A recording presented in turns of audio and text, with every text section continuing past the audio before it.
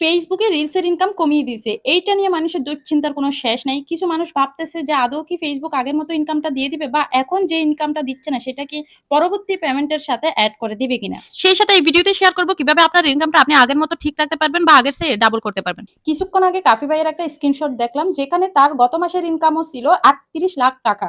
হ্যাঁ, ৩৮ লাখ টাকায় গত মাসের ইনকাম। মানে ফেসবুক গত ডিসেম্বর, জানুয়ারি, ফেব্রুয়ারি মাসে যে পরিমাণ ইনকাম দিছে এটা একদমই অবিশ্বাস্য। কিছু মানুষ আগে যেখানে ১ কোটি টাকার উপরেও কামিয়েছে এখন লাখ টাকাও কামাতে পারতেছে না। কেউ বলছে খুব ভালো হইছে, আবর্জনায় ভরে গিয়েছিল ফেসবুক। আবার যারা শুধু এই আয়ের উপর নির্ভরশীল তাদের তো মাথায় হাত। কেউ বলছে ঠিক হয়ে যাবে, আবার কেউ বলছে ঠিক হবে না। আসলে ব্যাপারটা আমি একটু লজিক দিয়ে বুঝাই। হ্যালো গাইস, আসসালামু আলাইকুম। সবাই কেমন আছেন? আমি জানি সবাই ভালো থাকলেও যারা এতদিন ফেসবুকে রিলস ভিডিও দিয়ে লাখ, লাখ টাকা ইনকাম করছিল তারা অন্তত ভালো নেই। তো কি মনে হয় আপনাদের ফেসবুকে রিলসের ইনকাম আগের মতো ঠিক হয়ে যাবে? নাকি এইভাবে করতে, করতে কোনো এক সময় একেবারেই বন্ধ হয়ে যাবে? আচ্ছা বাদ দেন এসব চিন্তা। আমরা এখন লজিক দিয়ে একটু চিন্তা করি। ফেসবুকের রিলস ফিচারটি চালু হওয়ার পর এটা টিকটক এবং ইউটিউব শর্টসের তুলনায় বেশ পিছিয়ে ছিল। টিকটক তার সহজ ইউজার ইন্টারফেস এবং শক্তিশালী অ্যালগরিদমের মাধ্যমে দ্রুত মার্কেট পেয়েছিল। ইউটিউব শর্টসও তাদের বিশাল ইউজার বেসের কারণে দ্রুত গ্রহণযোগ্যতা পায়। আর ফেসবুক মার্কেট শেয়ার হারাতে থাকে। তাই ফেসবুক এই প্রতিযোগিতায় টিকে থাকতে এবং মার্কেট শেয়ার বাড়াতে রিলসের ইনকাম বাড়িয়ে দেয়। আর এতে মানুষ হুমড়ি খেয়ে পড়ে। দেখবেন প্রচুর মানুষ দিনে ৮ থেকে ১২টা করে রিলস ভিডিও আপলোড দিত।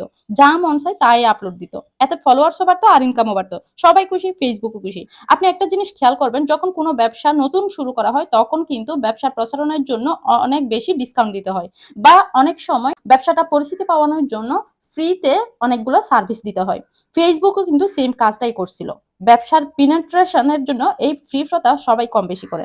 ফেসবুকও একই স্ট্র্যাটেজি নিয়েছিল। আর যখন দেখলো ওদের টার্গেট মোটামুটি ফিল আপ তখন আস্তে করে কমিয়ে দিল। কারণ এভাবে চললে ওদের বিজনেসে লাল বাতি জ্বলবে। পাশাপাশি এত ফালতু কন্টেন্টের কারণে কোয়ালিটি কাস্টমারও হারাচ্ছিল ফেসবুক। ২ নম্বর বিষয় যেটা, ফেসবুক মূলত বিজ্ঞাপনের মাধ্যমে আয় করে। শুধু ভিউ হলে হবে না। আপনার টার্গেট অডিয়েন্সের যদি বাইং ক্যাপাসিটি না থাকে এবং সে যদি ফেসবুক অ্যাড থেকে পণ্য না কিনে তাহলে আপনার ইনকাম শূন্য। ব্যাপারটা একটু গুছিয়ে বলি। ফেসবুক এখন অ্যাড রেভিনিউ শেয়ারিং এর মডেলের দিকে বেশি গুরুত্ব দিচ্ছে। যেখানে বিজ্ঞাপন থেকে আসা আয়ের একটা অংশ ক্রিয়েটরদেরকে দেওয়া হয়। ভিডিও দেখার সময় দেখবেন অনেক সময় বিজ্ঞাপন আসে। আপনার দর্শক যদি আপনার কন্টেন্টে আসা বিজ্ঞাপন থেকে পণ্য না কিনে তাহলে বিজ্ঞাপনদাতার ব্যবসা হবে না। আর এই ব্যবসা না হলে তারা ফেসবুকে টাকা ঢালবে না। আর ফেসবুক টাকা না পেলে তারাও আপনাকে টাকা দিবে না। Simple logic.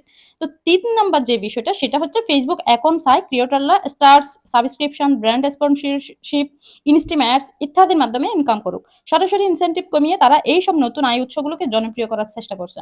৪ নম্বর যে বিষয় সেটা হচ্ছে ফেসবুক এআই ভিত্তিক কন্টেন্ট ডিসকভারি সিস্টেমে বিনিয়োগ করছে। যেখানে কন্টেন্ট ভাইরাল হতে টাকা ইনসেনটিভের দরকার হয় না। তারা মনে করে ভালো কন্টেন্ট অটোমেটিক্যালি বেশি মানুষের কাছে পৌঁছাবে। এই জন্য শুধু ফেসবুকের ভিডিও থেকে আয়ের উপর নির্ভর করা মনে হয় না কোনো বুদ্ধিমানের কাজ। এবার বলি আপনি কিভাবে আপনার ফেসবুকের ইনকামটা ধরে রাখবেন বা আগের মতো ইনকাম করতে পারবেন।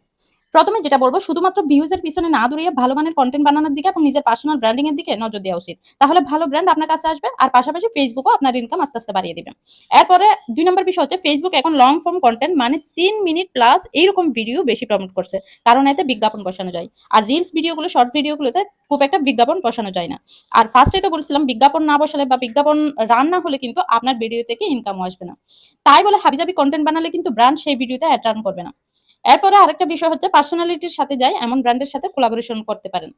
তারপরে আরেকটা করতে পারেন ফেসবুক এখন ক্রিয়েটরদেরকে সাবস্ক্রিপশন ফিচার ব্যবহার করতে উৎসাহিত করছে। তাই মানুষের কাজে আসে এমন কিছু এক্সক্লুসিভ কন্টেন্ট দিন তাহলে মানুষ টাকা দিয়ে আপনাকে সাবস্ক্রাইব করবে।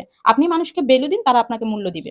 এরপরে আরেকটা বিষয় না বলে পারছি না শুধু মিলিয়ন, মিলিয়ন ফলোয়ার্স থাকলে হবে না। কে বা কারা আপনাকে ফলো করছে তাদের কোয়ালিটির উপর নজর দিন এবং সেরকম কন্টেন্ট তৈরি করুন। দেখবেন ইনশাআল্লাহ আপনার ইনকামটা আগের চেয়ে ডাবল হয়ে গেছে। যাই হোক এতক্ষণে অনেক কথা বলে ফেলছি এবং ধৈর্য ধরে আমার ভিডিওটা এতক্ষণ পর্যন্ত যারা দেখছেন সবাইকে অসংখ্য ধন্যবাদ। যারা এই ভিডিওটা দেখে কিছু হলে বুঝতে পারছেন বা তথ্যবহুল মনে হয় তাহলে অবশ্যই ভিডিওটা একটা শেয়ার করে দিবেন। আর সবাই ভালো থাকবেন, সুস্থ থাকবেন। আল্লাহ হাফেজ।